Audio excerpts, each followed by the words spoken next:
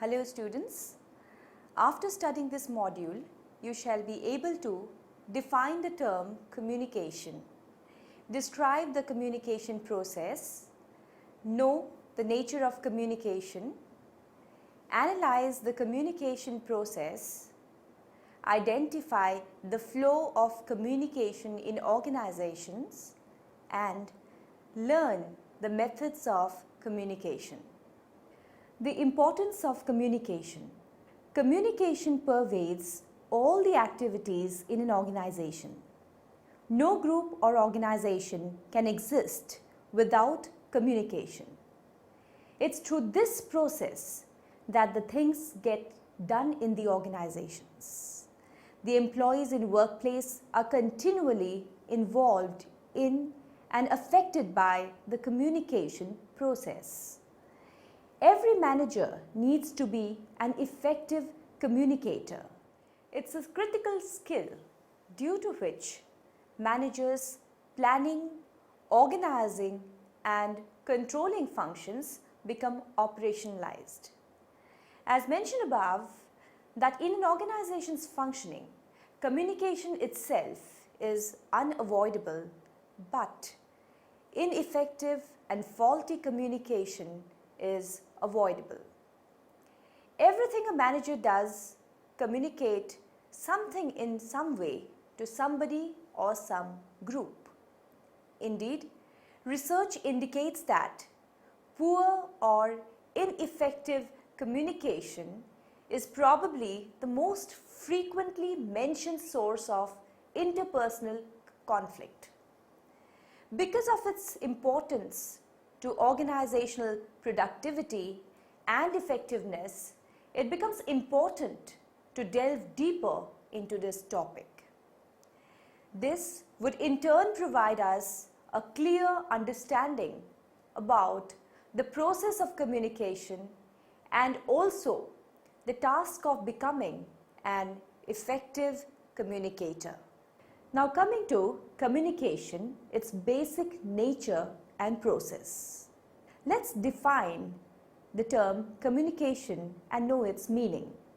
The term communication is derived from the word communis, which in Latin means common. It stands for the common activity of human beings of conveying opinions, feelings or information, etc. According to Keith Davis, communication is a process of passing information and understanding from one person to another. Communication is any behavior that results in an exchange of meaning. This was defined by the American Management Association. The process by which a person, group or organization, that is the sender, transmits some type of information, which is the message, to another person, group or organization is termed as communication. It is only through transmitting meaning from one person to another that information or ideas can be conveyed. Again, it must be clear that simple broadcasting of information cannot be labeled as communication. Rather, the receiver must have a clear understanding of what is conveyed. Secondly, we will discuss now about the communication process. Communication can take place only when there is a purpose and can be expressed as a message to be conveyed. It passes between a sender and a receiver. The message is first converted into a symbolic form. The process is known as encoding, and then it passes through some medium which is termed as the channel to the receiver. The receiver retranslates the message initiated by the sender, which is termed as decoding. Therefore, the final result is the transference of meaning from one individual to the other. Depicts this communication process. The key parts of this model are the sender, encoding, the message, the channel, decoding, the receiver, noise, and the feedback. The sender initiates a message by encoding a thought. From the sender's encoding emerges the actual physical product, which is the message. When we speak, the speech is the message. When we gesture, our facial expressions and body language are the message. The medium through which the message travels is the channel. It is the sender who decides which form of channel, either formal or informal, to use to transmit the message. The receiver is the object to whom the message is directed. Before the message is received and understood, the symbols must be first decoded or translated into an easily understandable form. This process is known as the decoding of the message. Noise represents the communication barriers that distort the clarity of the message. Examples of the possible noise sources are perceptual problems, information overload, semantic difficulties, or cultural differences. The final link in the communication process is the feedback loop. Feedback determines whether the sender's message has been understood well by the receiver as it was originally intended. Now coming to the next topic, that is the nature of communication. Communication firstly is a process. The term process has been defined as an identifiable flow of interrelated events moving over time towards some goal or an end. In other words, communication is a process in which there are some identifiable interrelated events which are initiated by the sender. This is followed by encoding messages through some channel till the receiver receives the message and ends the process with the feedback. Second is, communication is inevitable. Communication is essential, a physical, social, and psychological exercise. If an individual is provided all physical comforts but is not allowed to read, write, speak, and or listen, he will become mentally deficient. Third is, communication is meaning-based. As has been succinctly said by a specialist, the most immediate need of communication is to be able to refer to things in the real world. That is, to be able to name things, states, events, and attributes by using words. In addition, we must be able to link words together so as to create meaningful sentences and language. Hence, there is a need to be clear-headed about what we want to say. Fourth, communication could be intentional and unintentional. Communication takes place even when we do not plan it and when we are not conscious of it. We may communicate something that we had not intended to communicate. Fifth, communication is systematic. Every component of communication is affected by the other. The one who sends the message itself as well as the receiver of the message all are interrelated and affected by each other. Sixth, communication is a two-way traffic. There is no communication unless the message sent by the sender is not received by the receiver. Since the communication is an exchange of views, opinions, and directions, it involves both parties. George Terry has rightly said and remarked, simply talking or writing without regard to the recipient's response is conducive to creating a gross misunderstanding. Seventh, communication is a social process. Human being is a social animal. He cannot live in isolation.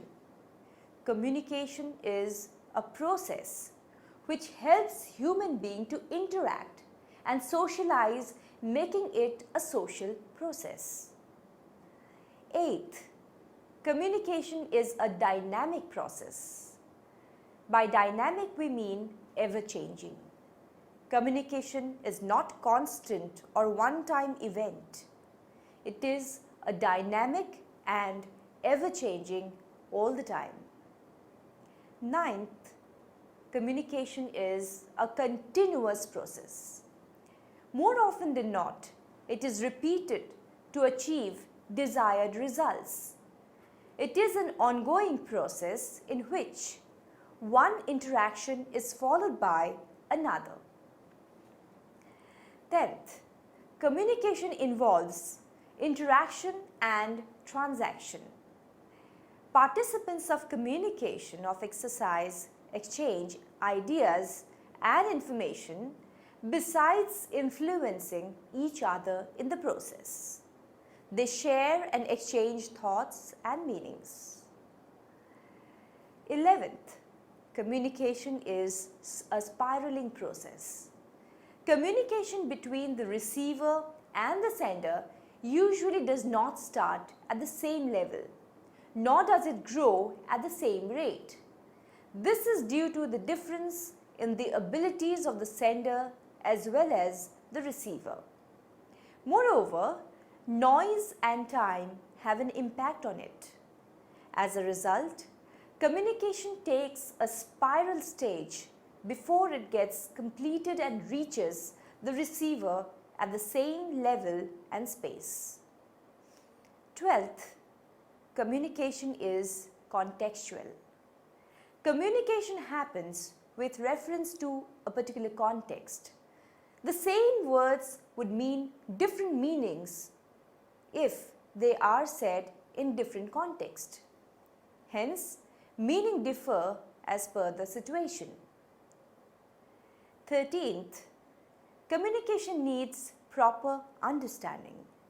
There may be numerous media of communication, but the main purpose of conveying the message is to create a proper understanding of the message in the mind of the other party. For this purpose, it should be clear and concisely worded. 14th, communication leads achievement of the organizational objective. Effective communication does this by creating a sense of object orientation in the organization.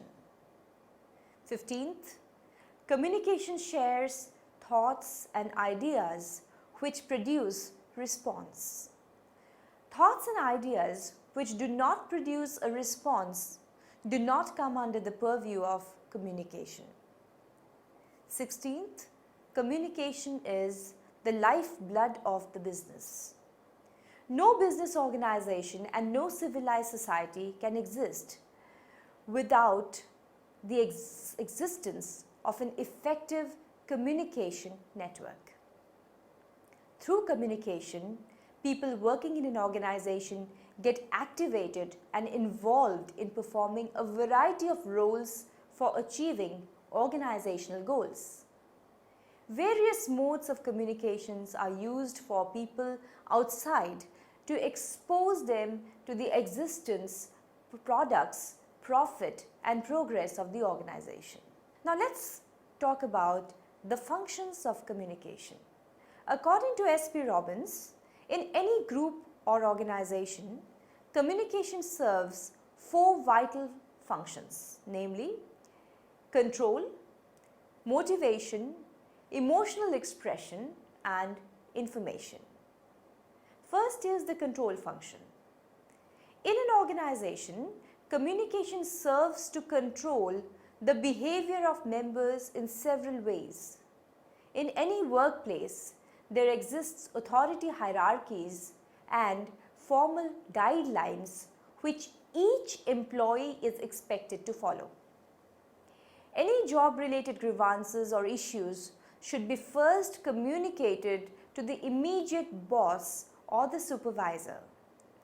Similarly, employees are required to follow their job descriptions and abide by the rules and policies of the company. Here, one can conclude that communication is playing the control function. Informal communication can also control member behavior, like for instance, teasing or ridiculing a fellow employee who deviates from the group norms and in turn controlling his or her behavior. Second is the motivation function. Communication serves as a motivator to the employees by clarifying the goals to the employees, by giving them timely feedback of their performances, and also telling them what could be done to improve their performance if it's below a particular level. It doesn't end here. Communication is needed to reinforce desired behavior, which can again stimulate motivation in the members. Third, emotional expression. Since the employees spend maximum of their waking hours at the workplace, the work group becomes a vital source of social interaction. The communication that goes on within the group is a way through which employees vent out their feelings of frustration or satisfaction. In other words, communication serves as a mechanism to release the emotional expression of feelings and hence also the fulfillment of social needs. Fourth, information.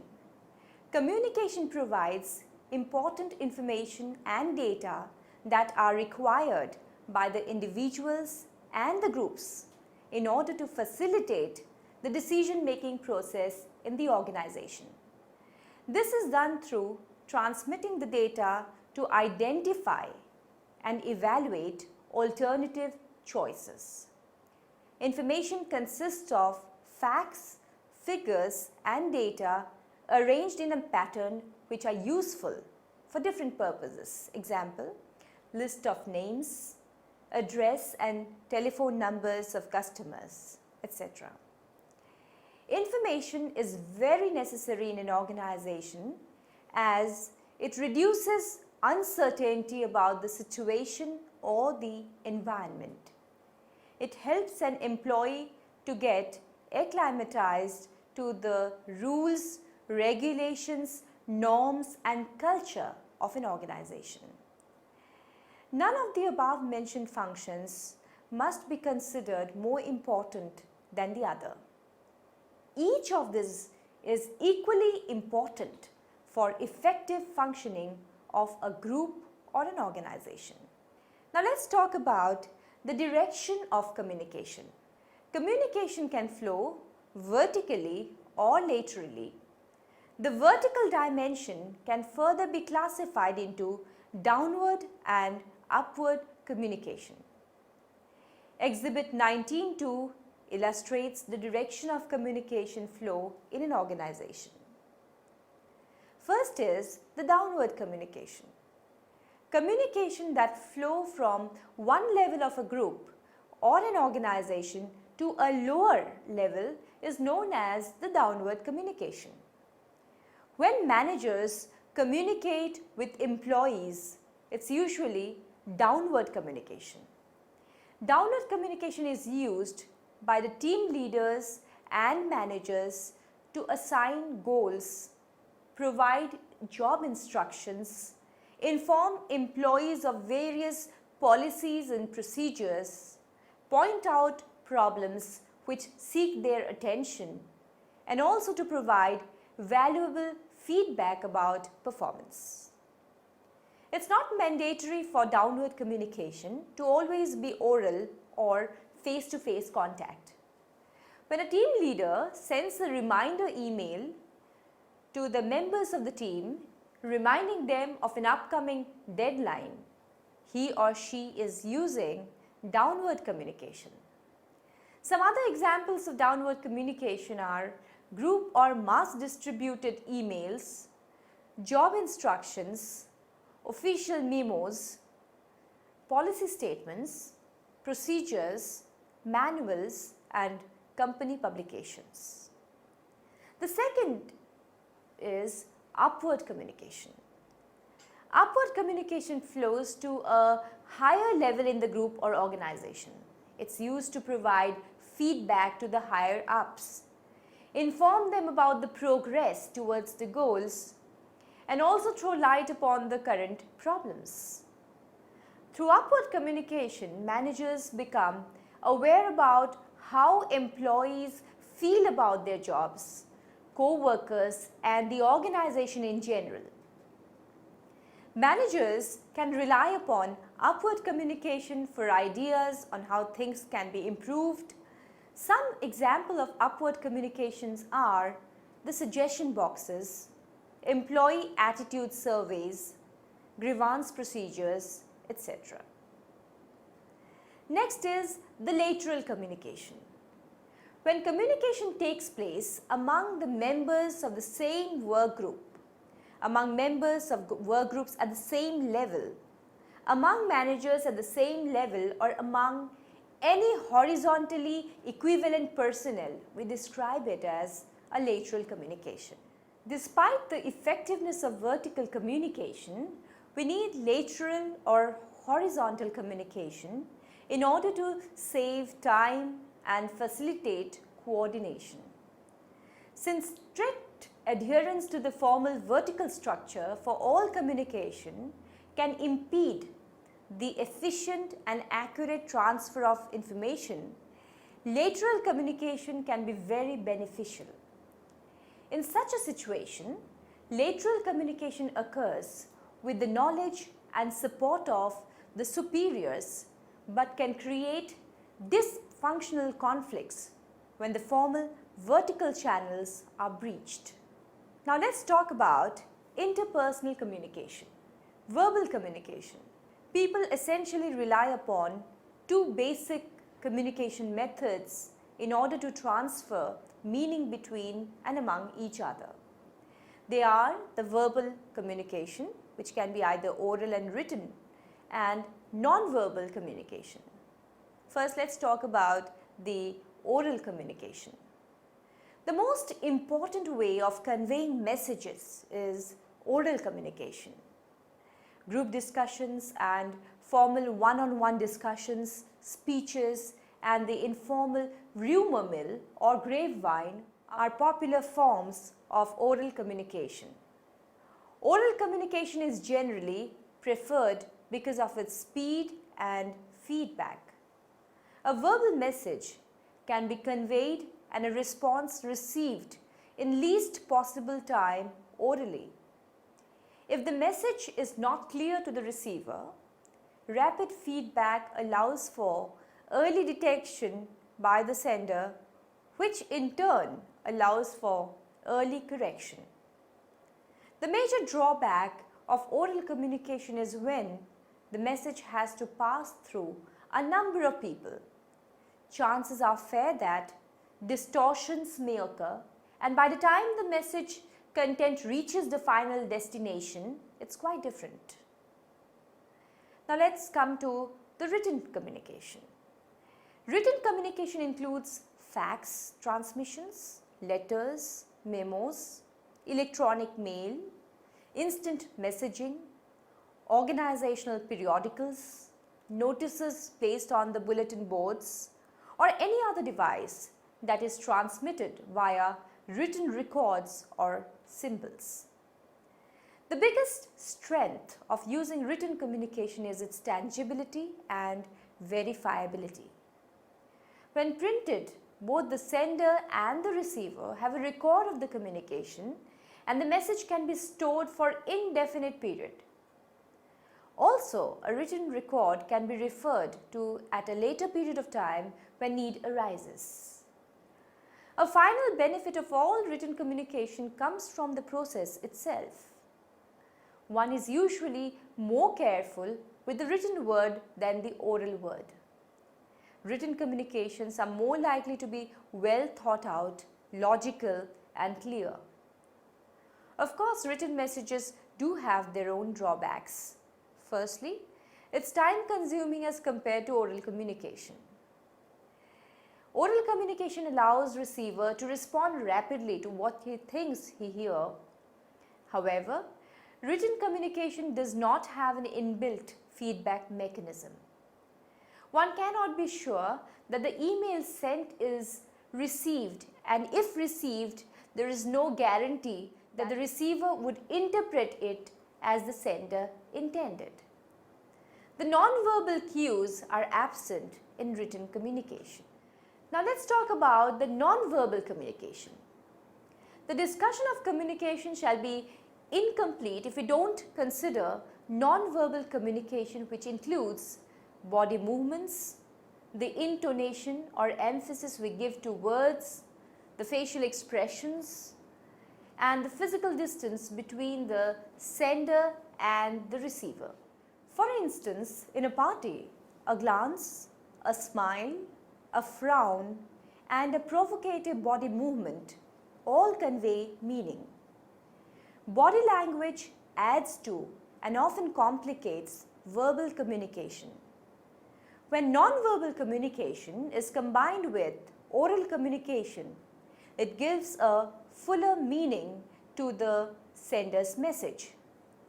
Facial expressions, for instance, also convey meaning, and similarly, intonations can change the meaning of a message. Even physical distance or the ways individuals space themselves has meaning. Thus, communication shall be effective only when both verbal and non-verbal communication go hand in hand and in consonance. If a verbal message is conveying something, while the non-verbal gestures and facial expressions are conveying something very opposite, this would lead to contradictions and in turn may misinform others. Now let's finally come to the summary. Effective communication plays a key role in enhancing the success of management functions in an organization. Communication helps in controlling, motivating employees, aids in emotional expressions, and also provide requisite information to enable decision making. Communication can flow in either downward, upward, or horizontal directions. Verbal communication is essentially of two kinds, oral and written communication. The oral communication, which is a part of verbal communication, is generally preferred because of its speed and feedback. And lastly, both verbal and non-verbal communication, when in consonance, can make communication effective.